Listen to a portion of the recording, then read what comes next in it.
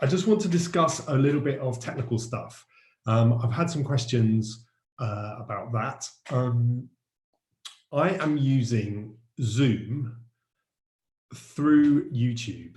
So Zoom connects to YouTube and that's how it broadcasts.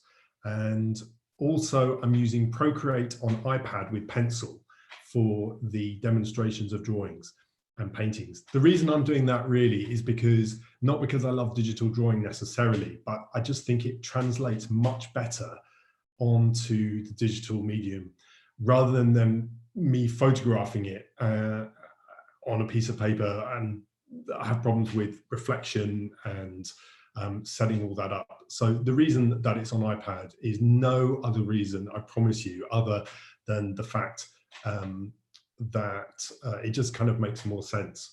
Hello from Hong Kong. That's really nice. Thank you. That's Johnson. And hello. Yes, some other people there. That's good. Yeah, so no other reason than it just kind of makes my life a little bit easier, and I think it's just a lot clearer.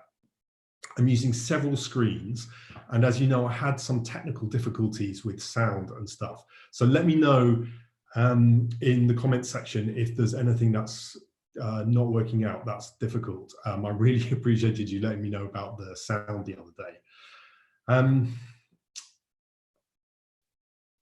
What else?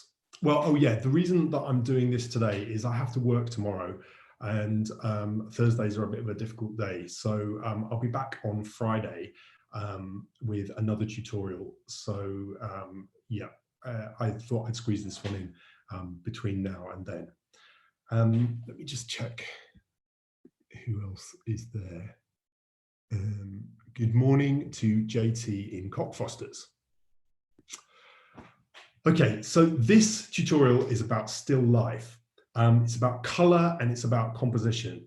And as I said, I'm going to cover a big, wide range of topics. And I think yesterday's, I got some good feedback on that. I think people quite liked that, but they found it more difficult, or maybe was a bit scared about sharing their results with me. So that's okay. Sometimes you don't need to show anything to anybody. It's just about you trying to get better. I think this life, still life today, we're going to start with one object, and the object that I've chosen for you guys to work on is a vegetable. Let me just show you. So this is what I'm looking at the moment. Can you see that? Okay, so I've chosen an aubergine.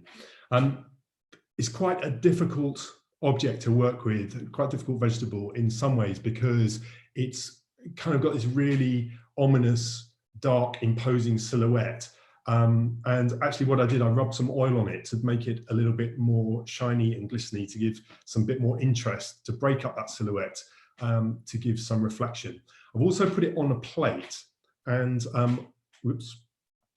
what you'll see is you can see some of the reflection of the surface that it's laid on at the bottom, which I think will kind of really help break up that shape. So shape is something flat and form is something three-dimensional. So really I'm going to be working on trying to get the form absolutely spot on.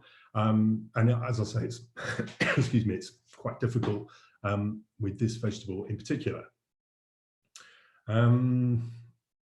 Okay, so as I say, it's about still life, it's about color, and it's about composition. So I think the first thing to do is to go into a fresh sheet and start. I'm going to start a color palette. Now, this is something that I've not really done before with you guys, but what I'm going to do, I'm just going to think about the kind of colors that I'm going to be using and working on with this drawing, with this painting. So a color palette is really important, because I think there's a tendency to be able to mix any color and really think that whatever you're doing, you've got infinite amounts of colors to work with. And whilst you have, I think often it's better just to limit yourself a little bit and just work with a few colors. And that's why you hear artists talk a lot about working with a muted palette or a particularly bright palette or primary palette, something like that. As you can see, there's a palette there which I used for the eye earlier in the week or last week. So yeah, here what I'm doing, I'm just trying to figure out what my range of colors is. I suppose I've got this weird, extremely, if you can, I'll go back to the aubergine there. You see, I've got some of that reflection, those weird yellow and blue colors, which are the reflections of outside. So they also need to be in the palette, as well as these very, very dark purple colors. Okay, so just bear with me while I try. There's a kind of warm yellow there, wasn't there? And there was a much colder blue.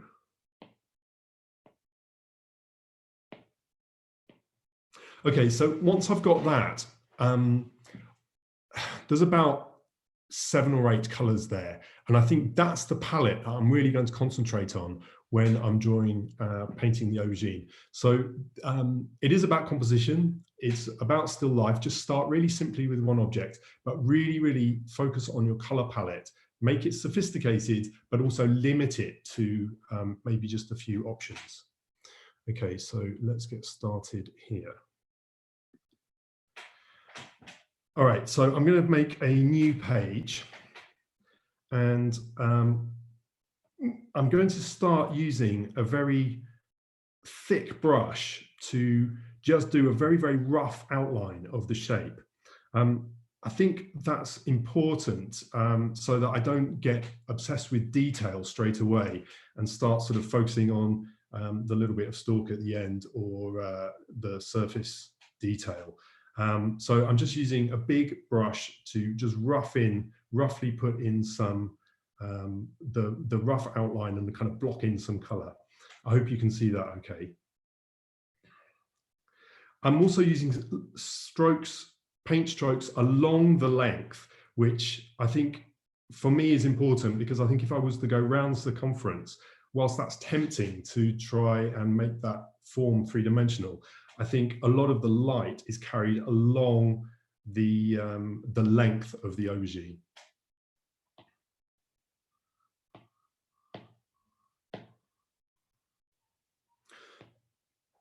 I suppose the other thing to consider is once you've got those rough strokes down, you can always draw back into the form. So if those big brush strokes at the beginning are not quite right, you can always draw back into the form. And I think that's the case a lot when you're painting, where you need to think about the structure of your painting, and sometimes if it doesn't start going in a good direction, rather than kind of starting again, you can just draw back into it to reinforce and also kind of recenter where you're looking and where you're thinking. Sorry, I just need a glass of water.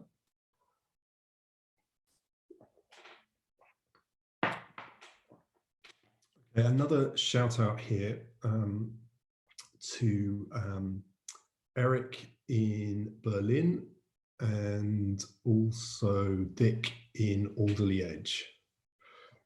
Right, I'm going to continue this. I think sometimes I draw quite aggressively, and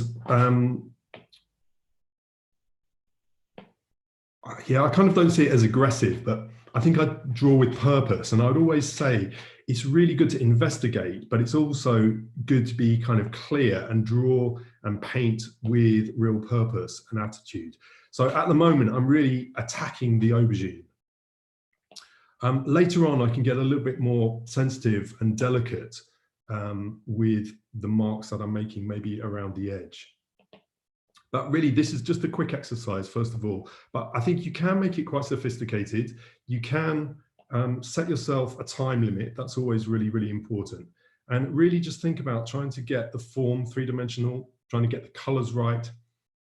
And as I say, trying to move away from shape and really think about form. So shape is two-dimensional, form is three-dimensional. And as I've said before, I always see the world very three-dimensionally. So I'm always looking for new ways to try and replicate that three-dimensional world in 2 dimensions on a sheet of paper or a canvas, or in this case, a tablet.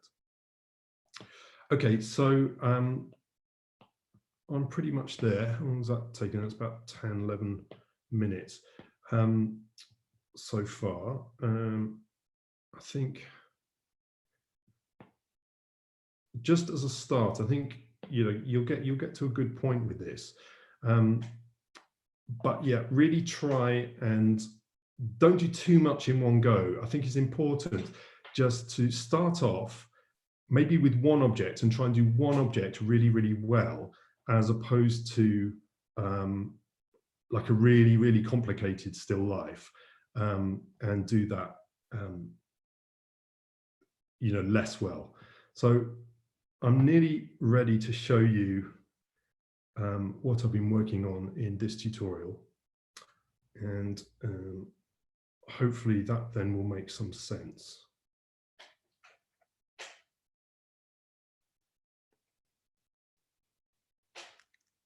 Okay, I will see you on Friday for the next tutorial.